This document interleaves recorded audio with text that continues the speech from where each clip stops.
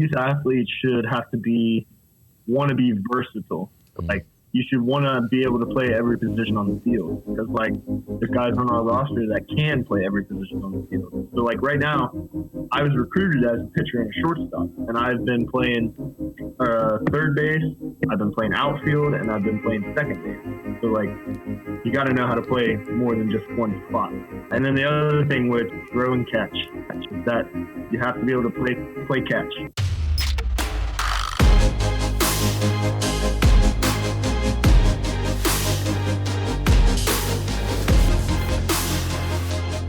Well, this is the Coaching Life Podcast, and we welcome you back for another week. I'm Chris Stewart, here with my co-host, Coach Pat Martin. How you doing, Coach? Coach, I'm good. Good deal.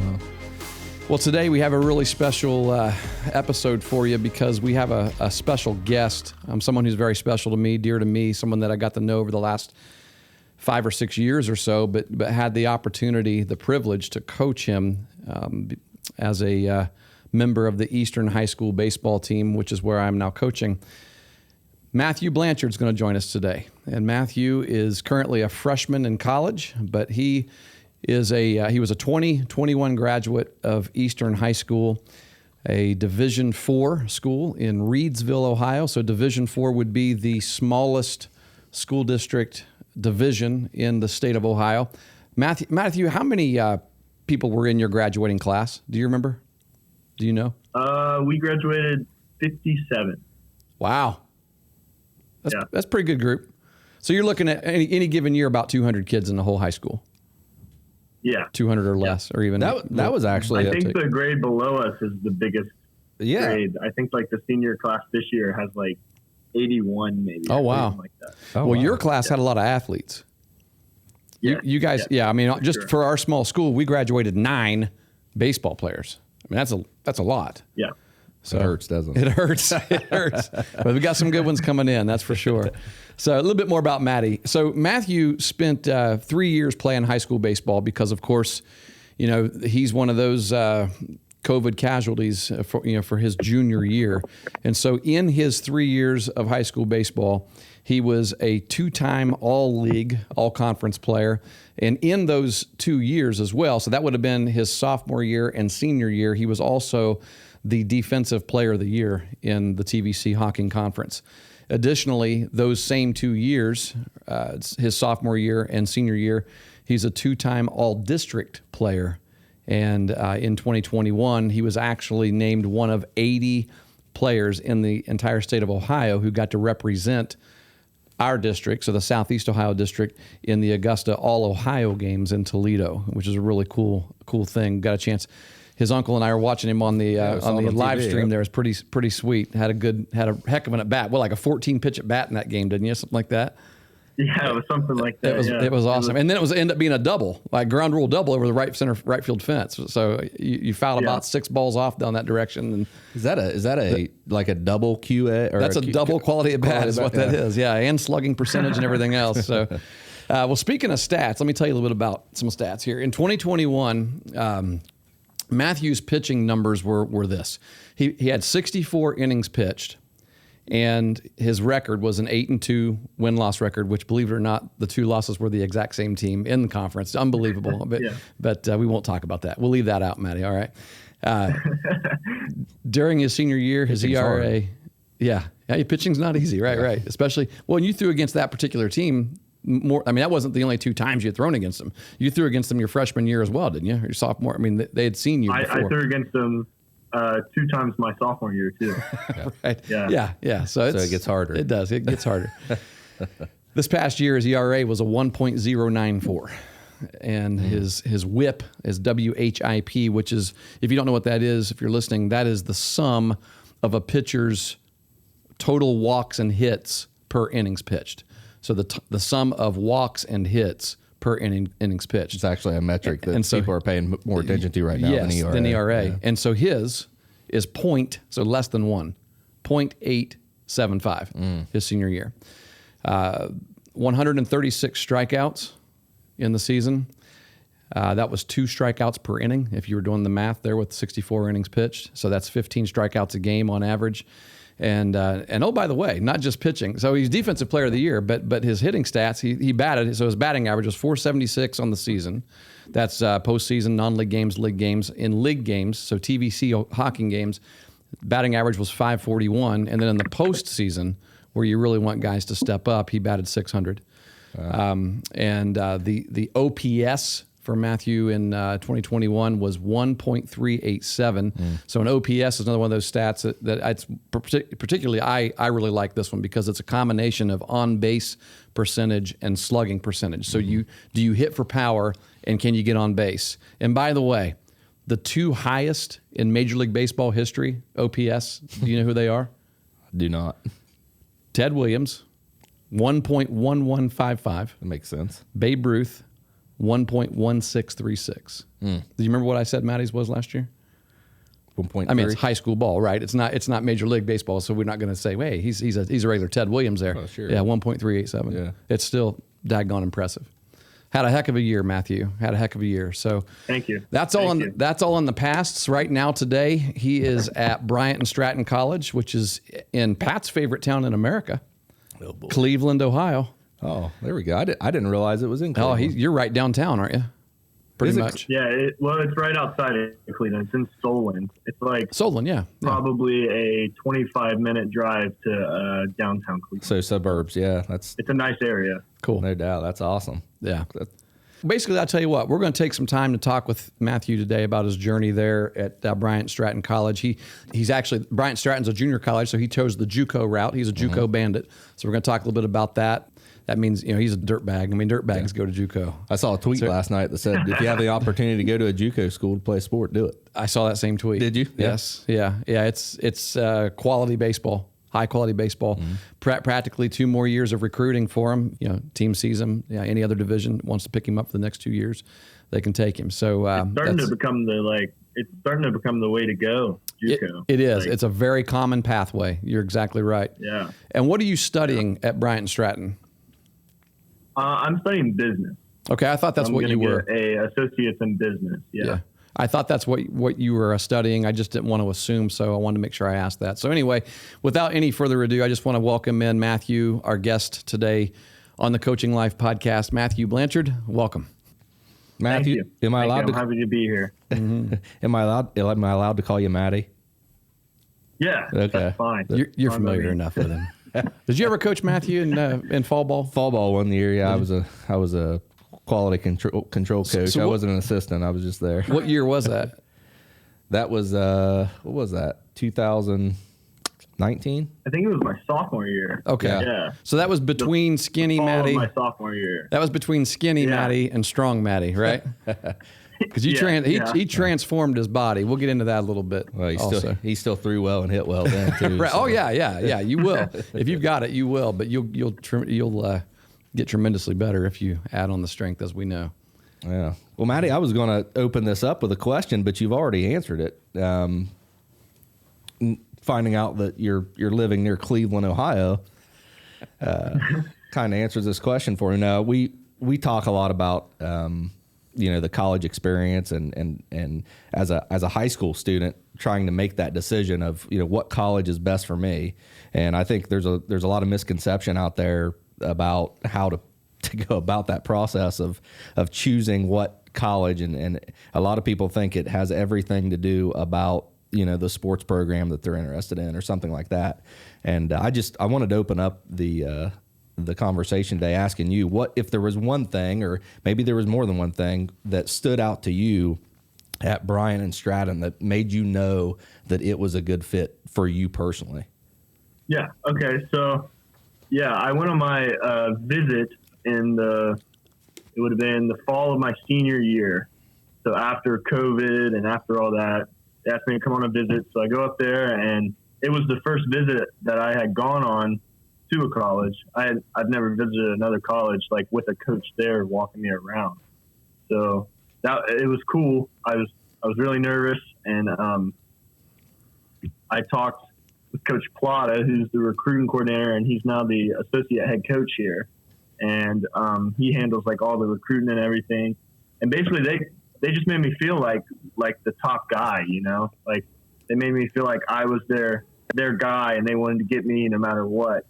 They checked in every week with me, and Plata called me once a week pretty much until I finally decided to go there. But like, I knew that, like, I didn't know what I wanted to do, like with the degree wise.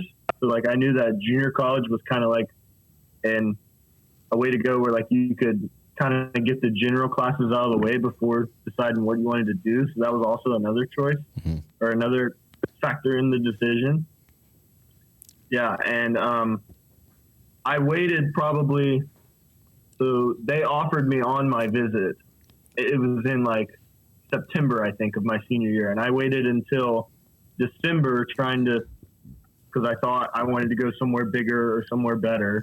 But ultimately, I was like, well, they want me pretty bad, so why am I waiting? So I decided to jump on it, and I committed in January, I think. Yeah. Good deal. You were also part of that class, you know, and there actually are a couple of classes of you guys that had this unfortunate experience where you probably were a little concerned about whether or not you were going to get to have many looks, because there was a lot of question about whether or not, you know, one, am I going to get to play baseball anywhere in the next couple of years? Yeah. You know, when you guys got sent home there, your junior year, that also affected college's ability to recruit. And so that was the critical year for you. I mean, your junior year, and you know, as the critical year, that summer after your junior year is the recruiting time. Go take your visits. Well, no one was allowing you on campus. Right. They weren't allowed. They weren't even allowed to go watch. The NCAA coaches weren't allowed to go watch games. So even if you played in the summer like you did, they couldn't come and watch. You know, now JUCO could. So I tell you what, JUCO programs exploded during COVID.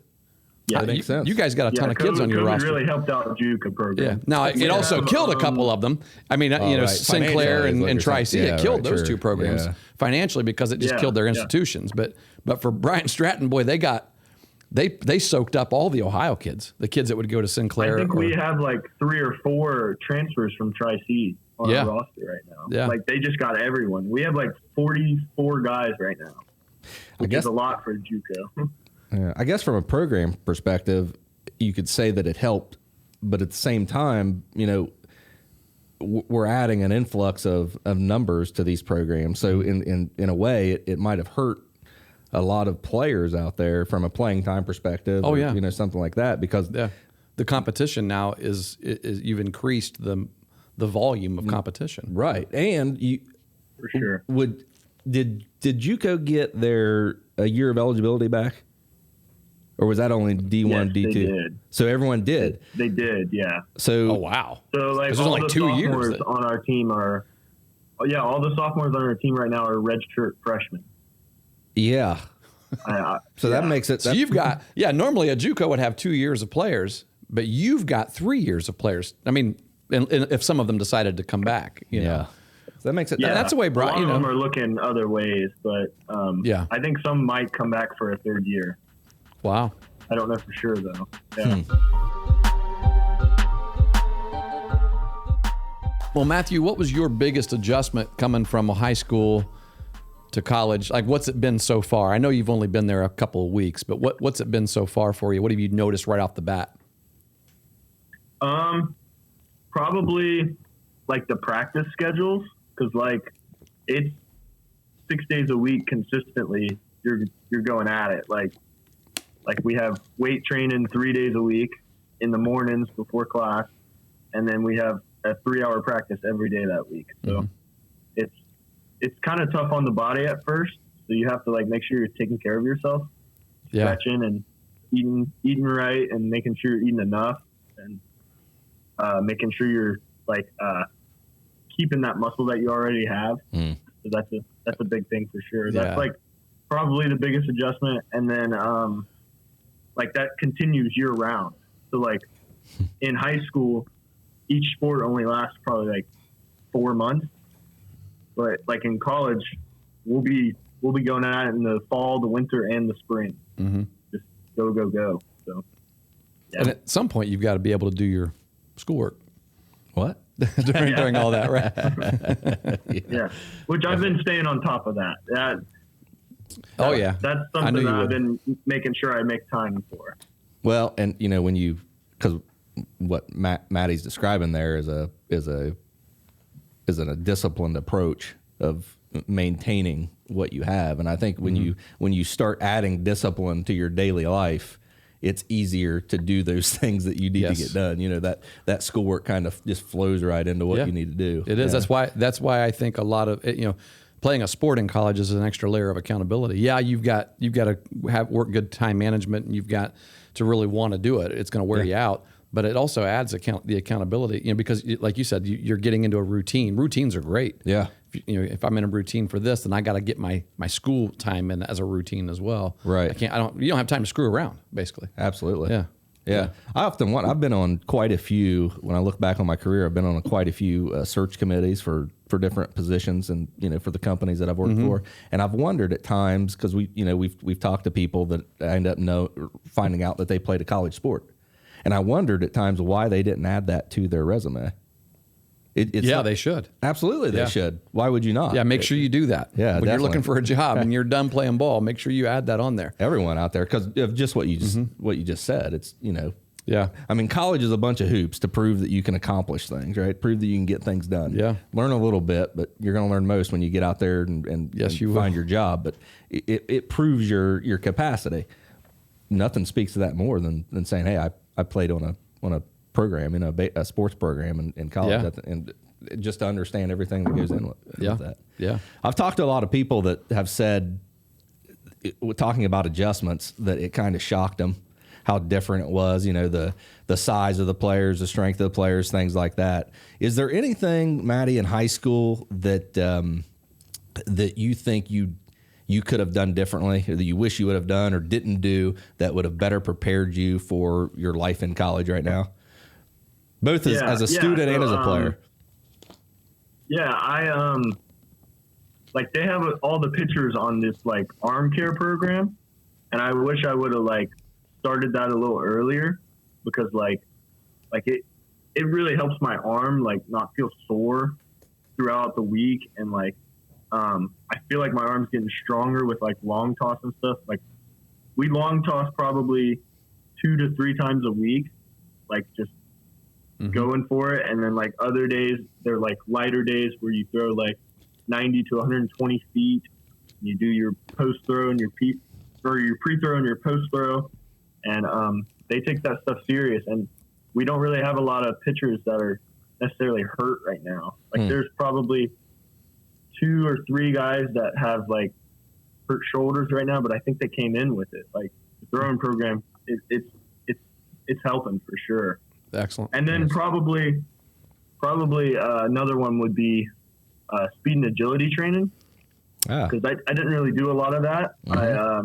I necessarily focused on lifting heavy and getting strong, and getting bigger. But our weight training now is more focused on speed and agility right now, and jumping and getting faster and making sure you're running on your toes versus your heels and things like that. You're doing a lot of Zach Deckant type material there, I think. That Brock's actually using a lot of Zach Deckant stuff at AB, and it sounds like a lot of the things that they're doing. Yeah. There. You talked to Connor any? Matty has a teammate at AB where Brock's at. Yeah, he said practice has been going good. I think he just had his first fall game. They did, they had an inter squad. Yeah, they inter squad. They had a blue gold game. I knew that. You know why? Because I talked to Ryan. I didn't talk to him. Oh, but yeah. I was privy to a conversation that Ryan Laudermill had last night. Oh, really? About AB, yes. Yeah. I didn't even think that. Yeah, I think they were both playing second base. Yeah, I think they both are playing second base. I think Ryan's in the bullpen a little bit too. Good deal. Yeah. Yeah. I forgot to tell you. He's pitching a little bit. A little bit, yeah. Awesome. During high school, and this is something I didn't mention in your intro, but you suffered not 1, but 2 significant injuries. I mean, they were significant setbacks because they ended a season and then impacted you for the next season, because you're a 3-sport athlete some years, and then some years you were 2, right? Basketball, baseball is what you ended up with, but you played football 1 year or 2 years? I played football my freshman year. Okay. And then I was done after that. Yeah. And then your first injury, you were actually working with me when you were doing when you did it. It'd been your sophomore year. Was that about right? Yeah, the it was winter, the fall of my sophomore year. Late I think, fall. Yeah, it was going into the winter. Year. Oh, it was your freshman year. Going into the winter year of my freshman year. Yeah. Yeah, and he was throwing, and just felt a pop in the elbow, right? And did that end up actually? Did you miss any baseball that spring because of that? I did not. Good. No. So I took the PT serious, and I went every week, and then I was in a brace for like 6 weeks, I think.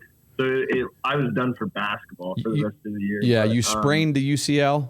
Is that right? Was it a sprain? Because there was not a tear there, was there? No, I guess the sprain is a slight tear. What they called it was it was a slight tear off of the UCL. Yeah. And it was a bone chip, actually. Oh, that's right. Which yeah. Which they said I was pretty lucky that it was just that. Yeah. Which I was that was good news. I remember when Andrew texted that to me. I remember that was good. That was actually good news, believe it or not, because it was scary. I mean, it was one of those deals where he turned white.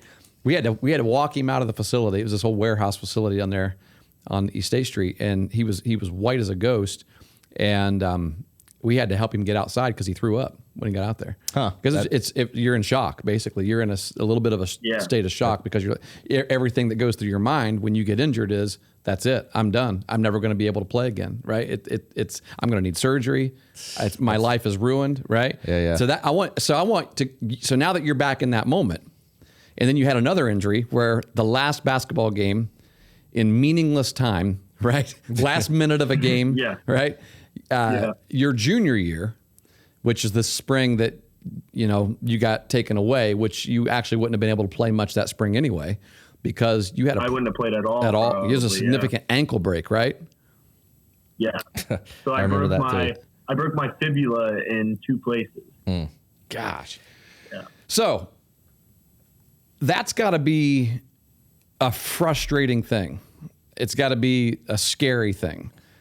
Talk a little bit about, how you, were able to keep yourself positive and work through that and have resilience through that adversity, knowing or hearing those internal thoughts of, daggone it, it's those scary thoughts of what's going to happen now. Am I ever going to get to? And it's really cool because of where you're sitting right now, playing college baseball. Yeah. And the accolades and the things that you're able to rack up by the time you graduated high school. Kids, you will bounce back. Yeah. If you're hurt, you'll bounce back. Like your son right now has got a broken collarbone. Yeah. Yeah. Yeah. I can relate because this is the passion conversation we had, before, but in the back of my mind, I'm thinking, well, we're behind right now because we're not doing anything. Jake's just kind of sitting around, he's getting soft, right? You're not lifting, he's not doing anything. So bouncing back into basketball season is probably going to be pretty tough for him. So even that's in the back of your mind, not just, where's my career going to go from that? That's huge. But even if once you get that good news, we got the good news that it was a bone chip. He's still sitting there thinking, what am I doing? I'm just still bad news. I'm not getting better. Yeah, exactly. How did you handle it? So, looking back on it, I think it actually was my sophomore year in the fall when I chipped my elbow. I think it was. Yeah, I thought so. Because you first started coming to me your freshman year. Yeah, after my freshman year of the spring year. So yeah, but when I was in the brace, I was just hoping I didn't have surgery or have to have surgery, and I was just focused on and worried about that. And looking back on it now, I wish I would have just been just focusing on my recovery a little more. But then once they told me that I wasn't gonna have surgery, then I really started to focus on recovering and taking it serious and listening to the PTs, and then I started getting back into throwing and light throwing just to start, and then tried to stay positive most of the time. Yeah. There's gonna be some days where you're negative, but you just got to know that if you're good and you're gonna still be good after. because you have that motivation to get back to where you were, you know? Got to trust yourself, trust your So preparation. then, like, yeah. So like after I broke my leg, that was bad. That was a bad time for me because I was pretty upset about that. And but then once COVID happened, I was thinking like, hey, I'm not really falling behind necessarily because everyone's done right now, you know? Like, yeah, in a way that was a blessing for you. My body. Right. Yeah. Right. Yeah. Yeah. Like I'm losing a step on my body maybe, but I'm not losing a step on everyone in the game because no one else can play right now. No one else can play. Yeah. Yeah. So then once I got out of my cast, actually there was like no PT places open. So I had to do my own physical therapy for my ankle so like I started walking again, and then I gradually started to jog, and then once I could jog, I went to the weight room and I started running on the treadmill and doing some like light lifting, getting back into it. And then once it felt comfortable, because you can't rush back into it, because when you rush back into it, you're going to cause yourself to get hurt again. Yes. So like you got to like listen to your body. Great point. If your body's sore, then so like if my ankle hurt that day, then I wasn't gonna push it because I didn't want to re-injure it. Mm-hmm. And that was another big part was like mentally getting back into it. Like being like, hey, my ankle's ready to go. I have to push it. Like, yeah, and that summer you were a little light on it there at first, then you realized, hey, I can do this. Yeah, the summer of 2020. Yeah, like that summer I played for you, and like the first probably 5 or 6 games I was just jogging and like just jogging on it, or like in the field I wasn't really diving after balls or anything. But then like once I got my confidence back, I was ready to go, and I still wore an ankle brace just for like a little extra support. But then in that fall, I played for 5-Star, which was a travel team I played for in the summer of my sophomore year. I played for them in the fall ball of my senior year, and I forgot the ankle brace one day, and I was so worried. I was like, oh no, I'm not gonna be able to play. And then I go out there and I play fine. I was like, well, I don't need that thing anymore, you know? Oh, that's good. Yeah, I'll be fine without it. So I don't know if you remember this or not. Yeah, go ahead. Finish that thought. I was gonna say it's more mental coming back from an injury than what people would think. Yeah. Yeah. Sure. Absolutely. Yeah, it's very much mental. Yeah, and I don't know if you remember this or not, Matthew, but so going back to the first injury, the arm injury, you had the spring where you had your sophomore season, which was a very good season, and then you came to me that summer and we worked out a little bit. We went out down to the Athens High School football field and threw a little bit, and then Sydney was with you, and I don't know if you remember or not, but it was getting to be fall, toward the end of the summer. And we had a little conversation, and I suggested, don't play fall ball. And Pat got mad at me when I said that, actually. And instead, focus on getting strong. Focus on strength training. And I brought you into the Athens Strength Conditioning Center there, down by the football field. And actually, Sydney was your partner, his girlfriend, Sydney. Yeah, which she's absolute stud, too, in the weight room. Oh, really? She pushed you like crazy, didn't she? And, yeah, she did. And she still does. Yeah, exactly. And you started, you committed to it at that time, did you not? That's when I really started focusing on it. So, because like my freshman year, I'd be in there every now and then, but like after we had that talk and we made that program and stuff, I just started focusing on that. Yeah. So especially after I broke my leg. Yeah. Do you regret anything about not playing fall ball and lifting instead? I do not, because I felt like it played right really into helped change my body. Yeah. Yeah. All right, Mark Ripto. We talk about that a lot, about how, I mean, it's just, and we just recently had a podcast episode on this, so we don't need to talk about it too long, but but because you're such a great example of how getting in the weight room can just elevate a player, elevate a high school kid's potential and what he's able to accomplish.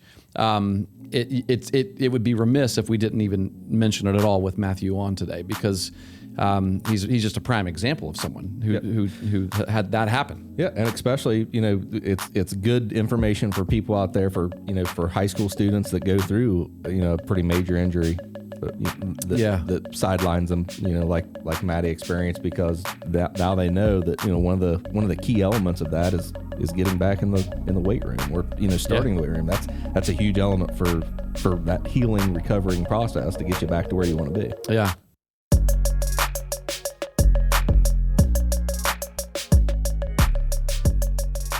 Matty, one day in practice, I coached a 14U fall ball team a couple years ago, and one day in practice, I got the guys that we didn't practice very well. Everyone was kind of loafing around and not taking it very serious. I got them together, and I read them this list of activities that this kid posted on Twitter, and it was basically like, get up in the morning, get ready, eat breakfast, listen to a podcast about baseball, look over my schoolwork, head to school, come back from school, go to the gym, get a workout in, do some homework, get some swings in, throw a little bit, and spend about 15 minutes on social media, and then get to bed around 9 o'clock. And I read that to him, and I said, "What do you think? What level of baseball does this individual play?" And they said, "Oh, I don't know, college, high school, something like that." And it ended up being like an 11-year-old that was doing this, had this crazy focused schedule. Yeah. But I say all that just to ask you, I think one of the biggest shocks that people have when they, especially when there's a sport involved, is when they go to college, is that schedule, that day to day. And you've kind of referred to it a little bit earlier, but could you tell us just what your typical day looks like right now?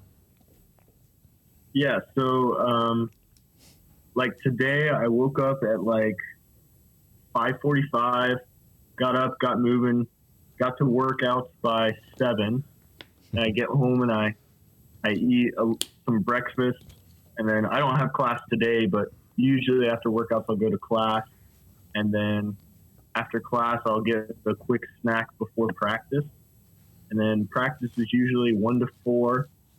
Like 1 to 3 is like the coach's instructed practice, and then like 3 to 4 is basically like anything you want to work on outside of practice. Like you can stay, and then if not, you're free to go. So I usually stay and I get more swings, or I'll take some more ground balls while the other guys are taking BP, just to get extra reps in. Because as a two-way, it's kind of hard sometimes to get all those reps. Like sometimes I'll be still doing my throwing program while they're taking infield, outfield. So I miss some fielding sometimes. So I always want to make sure I make up for that, so that way I'm not lacking in fielding. And then after practice, I'll get some lunch, and then I'll just come in. I'll basically lay in bed for like an hour, just letting my body just rest and kind of recover. And then, like kind of just like taking a step back for a second, just kind of. Man, that's wise. Let my body rest. What are you, 19 years old? 18, yeah. 18. You don't hear too many 18-year-olds say, "I need to take some time and just do nothing." Well, I need to lay on the bed. I mean, you're probably not looking at your phone either. Or are you? No, I'm not. Because you're not really resting if you're looking at that blue light. That's true. Yeah. I've actually seen. I've actually been reading about some in strength training programs. One of the things that they do is take time, after their workout, just to kind of lay there and just rest. I actually saw that on Twitter a couple times recently. It's odd that, because I thought, that's interesting. Build that time in. Yeah. So it's odd that Matty brings that up there. Yeah, we have our guys get on the floor and stretch out. There's a college in Georgia that does that. There's a college in Georgia. It's a NAIA. They just won the NAIA championship. I think it's like Georgia Gwinnett or something like that. Oh, that's where Sheetinger is. That's where Sheets is. Yeah, and Jeremy Sheetinger. They meditate stuff. Yeah. ABCA podcast. He used to be the ABC. Yeah. Yes. Okay. Yeah. Interesting. They meditate and like just lay there for like 30 minutes a day or something like that. Well, yeah, he's real big into that. Yeah. It's good information for people. There was one of the years when I went up to the softball coaches association meeting when I was helping out with Athens softball doing their strength training and things. I went to their coaches conference up in Columbus, and one of the speakers there was a lady who she was a strength trainer, but her training was more mental strength, and she did that. She basically her whole session was on how to breathe properly, how to just meditate properly, how to and then basically trying to encourage coaches to incorporate that in your practices, in your practice plan, in your day. Now, obviously, that's difficult for high schools to do. Right. Right. I mean, the lower level you got, the less time you have with them. Yeah. And but yeah, if you're a college program and you've got a certain number of hours and you want to invest that. Yeah, you certainly can. Or if you're a player out there, you're just individually. Yes. Give it to your players and say, hey, so I know some of you aren't going to give two craps about this, but some of you may want to do it. Absolutely. I mean, we got an 18-year-old here right now who's on the phone with us telling us that he's doing that. Yeah, it's good stuff. So after you get up from your meditation, how do you finish up the day there? I usually just like eat dinner and then do some homework before I go to bed. Usually go to bed no later than like 10:30, 11. Your body has to recover. Yeah. So you got to get sleep. Important, especially when you're waking up that early. No doubt. I think they recommend like 8 hours of sleep or something. So. Yeah, that's the average. Most human bodies need that. Some require less. Some require more. Yeah. But hey, let's go back to the dinner for a second. Let's give us this answer for your old buddies back home. So I'm guessing your dinner is what, like McDonald's and some chicken nuggets and fries and stuff like that, or is it important what you're eating while you're trying to? Not usually. Not usually. Usually, like I make chicken sometimes, like chicken and rice, or I'll make burgers, or like I'll make some turkey sandwiches, just something like meat, protein wise, just trying to build those little muscles back up that you tear the other day. Yeah. Well, we got a few more minutes here, and I want to kind of have you give us something that we can give to our listeners. We have our listeners consist of a lot of people who have young kids, and so they're and people who are involved in youth leagues, youth ball, whether it be travel ball or recreational ball, but just youth, just coaches of youth or parents of youth. And so it's really important for us to always try to think of ways that we can give them some resources. And so in your opinion, as someone who has come up through, you've grown up and you're still playing ball, you're at the, the prime of your playing days right now. What is the most important thing that we can or should focus on and instill in our youth ball at our local levels of youth sports? And you can just be specific with baseball if you'd like, since that's the sport you're playing. Yeah, I think youth athletes should have to be, or like, want to be versatile. Like, you should want to be able to play every position on the field, because like there's guys on our roster that can play every position on the field. Like the starting infield from last year's team who won a junior college, or like they won the OCCAC championship, like they won the league, and that starting infield, every position was a shortstop coming in. Third base, the shortstop, second baseman, and the first baseman all played shortstop, and then they were versatile and they moved around and were able to play somewhere else. So like right now, I was recruited as a pitcher and a shortstop, and I've been playing third base, I've been playing outfield, and I've been playing second base. So like, you got to know how to play more than just one spot, because there's no guarantee you can play somewhere else. There's a good chance your shortstop's not going to be a two-way person in college ball. He's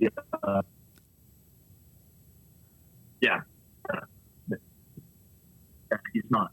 No. But, yeah. And then the other thing, which you're big about, Coach Stewart, throw and catch.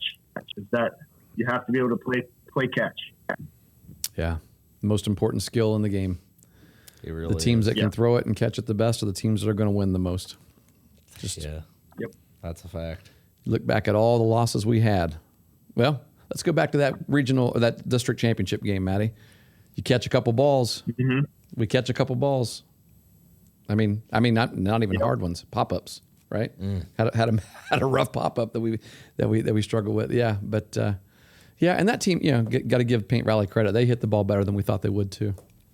I mean, better than the scouting report showed. The scouting report showed they hit a lot of ground balls. I think we saw our first ground ball in the fifth inning. I mean, they lace line drives and hit some fly balls. Yeah, some deep fly balls yes. too. Yes. That's baseball, right? It is. It is. I mean, throw your hands up and say, okay, we're here to play. I mean, let's get out here. Definitely. Matty, we appreciate you jumping on with us this morning. I know that our listeners will appreciate us having you on and hearing an unfamiliar voice other than our own yapping all the time. Well, this is our little scheme for gaining listeners. Absolutely. Because I doubt that your mom has listened to an episode of the Coaching Life podcast, but I guarantee she's going to listen to this one. So hi, Elizabeth. Hi. Thanks for listening to the Coaching Life. We hope you'll stay for life now. We've always had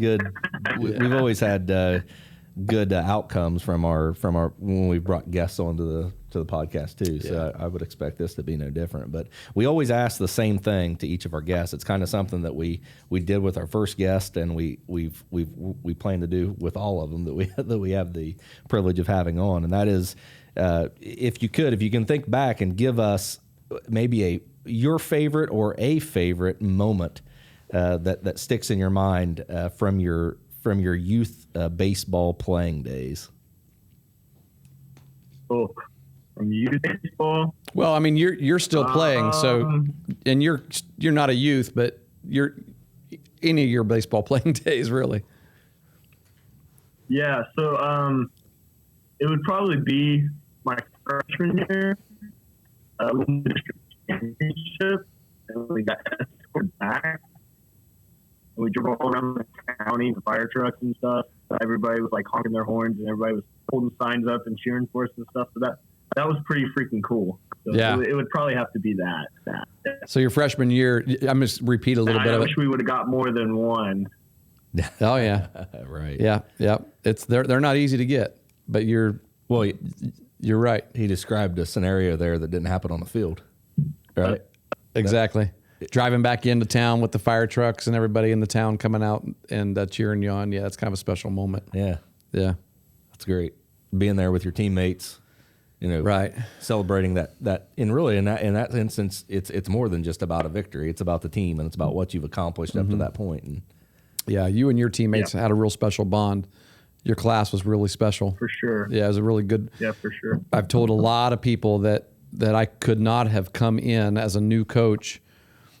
Well, within 30 days of the season starting, practice season starting, and meeting our team for the first time, I couldn't have come into a better group of seniors who were just mature. Yeah, welcomed me in, and you actually are with. Did Preston move up there with you?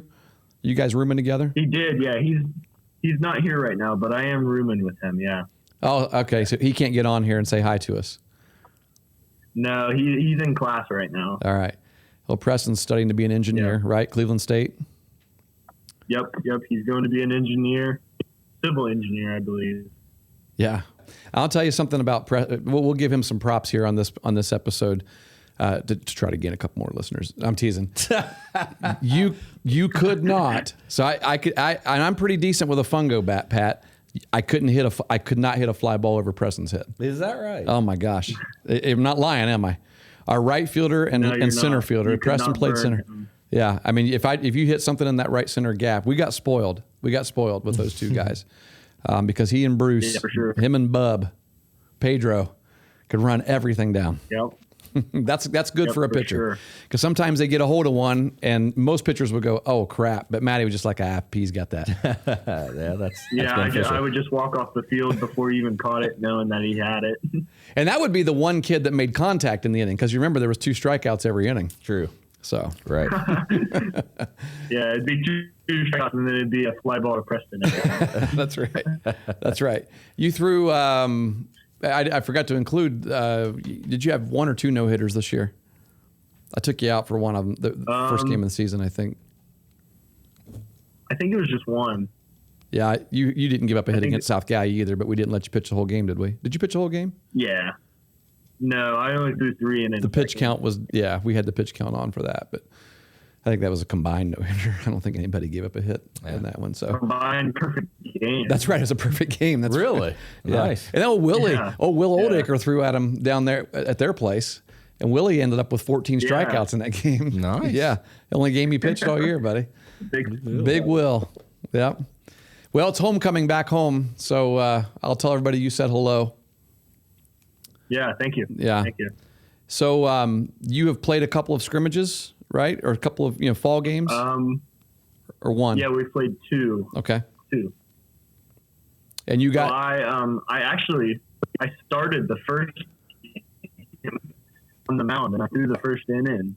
I think they were just trying to throw me out there. Oh, yeah. See what I would do. So Sink or swim. So I didn't strike out anyone. I pitched to contact that game. I think I walked one guy and then got 3 groundouts, I believe. Perfect.